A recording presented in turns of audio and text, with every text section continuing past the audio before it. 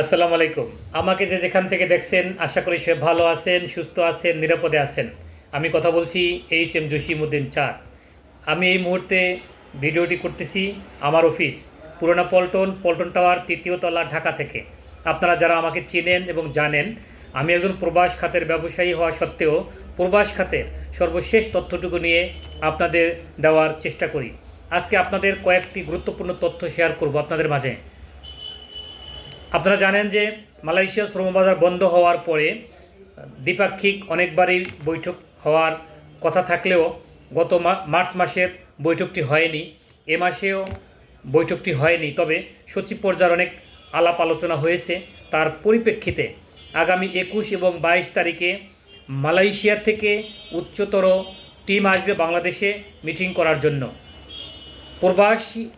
প্রবাস খাত এবং দুদেশের স্বার্থ সংশ্লিষ্ট অনেক বিষয় নিয়ে আলোচনা হবে এবং মাননীয় উপদেষ্টা আগামী মাসের ১৫ তারিখ মালয়েশিয়াতে সকাল 10:30টায় এবং দুপুর 2:30টায় দুটি প্রোগ্রাম করবেন। দুটি মিটিংয়েও একইভাবে বাংলাদেশ সহ দুদেশের স্বার্থ সংশ্লিষ্ট অনেক বিষয় নিয়ে আলোচনা হবে। আপনারা ইতিমধ্যে আজকে দেখেছেন নেপালের শ্রমবাজার ইতিমধ্যে খুলে গেছে। তেমনিভাবে মালয়েশিয়ার শ্রমবাজারের জন্য বাংলাদেশে যে চাহিদাটা রয়েছে, এটা দুদেশের স্বার্থ সংশ্লিষ্ট আলোচনার মাধ্যমে এবং বাংলাদেশের জায়গা থেকে শ্রমিক পাঠানোর লক্ষ্যে মালয়েশিয়ার দেওয়া সকল শর্ত এবং তাদের দেওয়া নিয়ম কানুনের উপর ভিত্তি করে বাংলাদেশের শ্রমবাজারটি আশা রাখি 15 থেকে 22 তারিখের মধ্যে খুলে যাবে। একই জায়গায় 22-24 সালের আটকে পড়া যারা আছেন এবং অব্যবহৃত কোটাগুলো নিয়ে আলোচনার মাধ্যমে সর্বাত্মক গুরুত্ব দিয়ে এবং সেখানে অগ্রাধিকার ভিত্তিতে আটকে পড়া সর্বশেষ 18,000 যাত্রী যাতে যেতে পারে সে ব্যাপারে ঊর্ধ্বতন কর্তৃপক্ষের কাছে বিশেষ অনুরোধ রাখছি।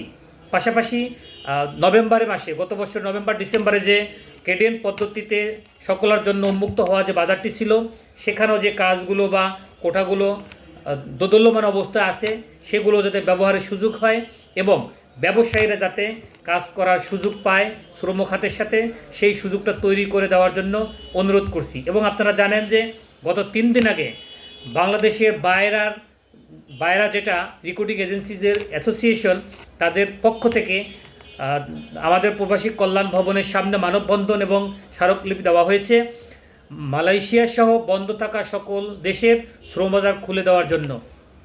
একই সাথে আটকে পড়া শ্রমিক 18,000 তারা সমাবেশের জন্য ডাক দিয়েছেন 18ই মে। যদি 15ই মে বাংলাদেশ থেকে আমাদের প্রবাসী কল্যাণ উপদেষ্টা মালয়েশিয়া যান, সেক্ষেত্রে 18 তারিখের জায়গায় হয়তোবা তারা 15 তারিখের আগেও সেই মহাসমাবেশের তারিখ নিয়ে আসতে পারেন, সে ব্যাপারেও তারা আলোচনা করতেছেন।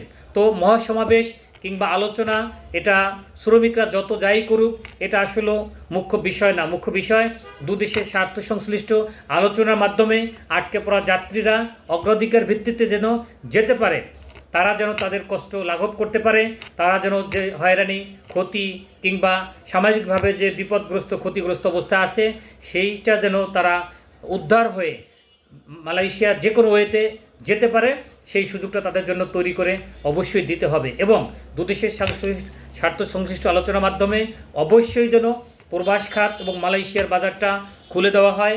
প্রবাস খাতের একজন ব্যবসায়ী হয়ে আমরাও ক্ষতিগ্রস্ত, আমাদের দিকে তাকিয়ে এই বাজারটি খুলে দেওয়ার জন্য বিশেষভাবে অনুরোধ করছি। এই তথ্যটুকু শেয়ার করার জন্য আজকে মূলত লাইভে আসা। যে যেখান থেকে আমাকে দেখছিলেন সবাই ভালো থাকবেন, সুস্থ থাকবেন, নিরাপদে থাকবেন। আল্লাহ হাফেজ। আসসালামু আলাইকুম। ফি আমানিল্লাহ।